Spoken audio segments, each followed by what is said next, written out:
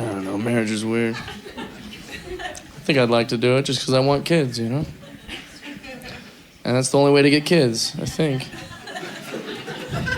Like, I could, like, go get some girl pregnant or something, but that's not ideal. Because then she might be like, you don't even want to be my boyfriend? And then she'll keep the kid for me and all that. I just wish there was a way I could go get a kid, you know? Like, when I wanted a dog, they didn't ask any questions, you know? Like, when I went and got a dog, they were like, yeah, but are you seeing someone? I was like, no, man, just give me a fucking dog. It was actually scary how easy it is to get a dog, you know? You just walk in and there's some guy like, you want this dog? You're like, mm-hmm. Like, you gonna kill it? I was like, mm-mm. And then now I have a dog. That's all that happened. I wish kids were like that, you know? It'd be cool, you know? I have like a little kid running around my house. My friend's like, we didn't even know you were dating anyone. I'm like, no, that's a rescue, you know? That's Jeff Jr., he's the shit, man.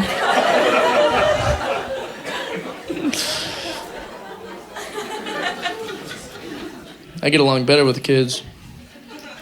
I didn't know that was gonna happen, though. I was on a plane. I fly all the time, you know, for comedy. And so, obviously.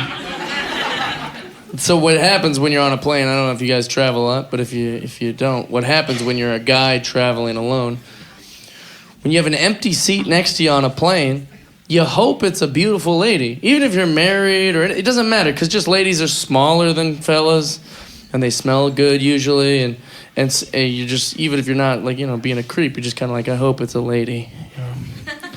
But it never is. It's always like some guy with like a hump or a tail or some shit. You never get anybody you want to sit by.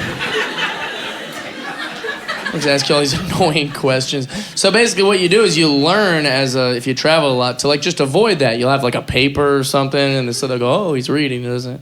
He's busy, you know? Or you put big headphones on or something. Try to avoid those conversations. But what happened on a flight that I had a few months ago was different than any other flight I've ever been on. I'm sitting there, got my paper, I got my headphones, and I'm just hoping that the hot chick comes to sit by me.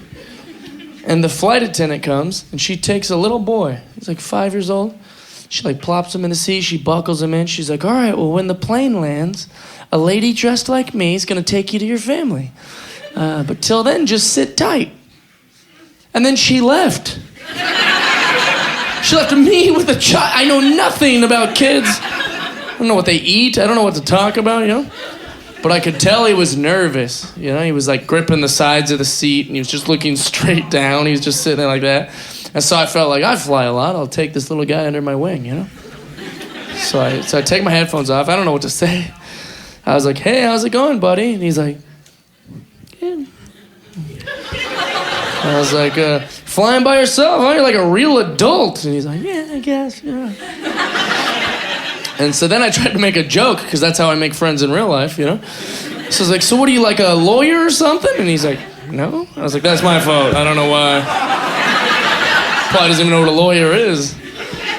So then because of that, it was weird for like 2 minutes, you know? And I'm sitting there gripping the side of the seat, like, I don't know what to say. He's sitting there. We're both just weird now. And then what happened next was my favorite part. The little guy tried to strike up a conversation with me, you know? He tried to help me out, you know? So he turns to me and he goes, did you like the movie A Bug's Life? And I was like, I loved A Bug's Life. So we start hitting it off, right? Best conversation I've ever had on a plane. Talking about our favorite parts, how many times we've seen it, who we saw it with, how we both loved the caterpillar. It's getting good, right? And the only reason I tell this story to you right now is because at about minute 10 of having a conversation with this 5-year-old, I started to panic in my brain, you know? Like, is this where I'm at maturity-wise? Like this... I've had thousands of flights next to adults, never enjoyed it as much as this 5-year-old exchange, you know?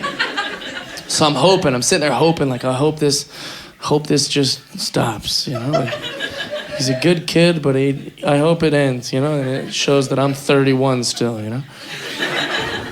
So then the conversation starts to peter out, you know? And so then it's like kind of ramping down. I'm like, oh, all right, so it's over, you know? And then he asks a follow-up question, you know? Because he's not done talking to me. So he's like, do you like quesadillas? And I was like, I fucking love quesadillas! And we were right back in it. The whole plane ride. It was terrifying. This guy had no idea little kids were so awesome, you know? Like, he got off the plane, I felt like I lost a friend, you know? I was like, should we exchange info or something? I don't know. Like, if little kids could drink, I would hang out with them exclusively. So much better than adults. They don't care about anything. They're never sad about anything. They're just kind of like, yeah, I'll play with this pencil. You know, they don't give a shit. It's a way better way to live.